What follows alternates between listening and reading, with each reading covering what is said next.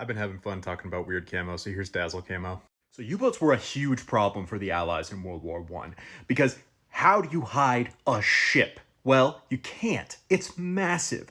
But what you can do is make it harder to identify and harder to hit, and that's what Dazzle camo does. So take a regular ship and paint it with these big black and white and different colored stripes in all these different angles and shapes to mess up. If you're looking through a periscope, you can't really tell what type of ship it is without looking for too long. So you take an average ship like this, the Olympic in this example, and paint it so that if you're looking at it through a periscope from a distance, it's going to take you a lot longer to figure out your firing solution to hit this ship. Also, just for reference, they were not always just black and white. They had a bunch of different colors that they would paint these.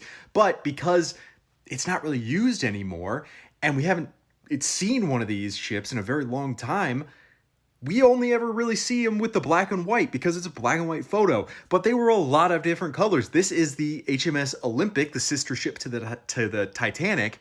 And it was painted in blues and whites and blacks and grays and all these different colors to throw off those German submarines.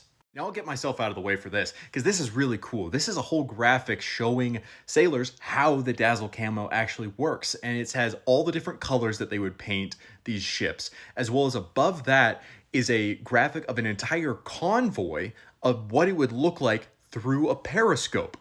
You can't pick out any singular ship from that, which is what U-boats would try to do. They would try to get the juiciest target. But you can't do that when all the ships just blend together like this. And then at the top, you have actually what it would look like through a periscope, a ship just painted gray on the right, and then the Dazzle camo on the left. You can't really tell which way that ship is going because of the camouflage. And so I thought this was just such an ingenious way to combat U-boats back in the early 1900s. Here's another picture of the Olympic because it's just a really, really cool ship.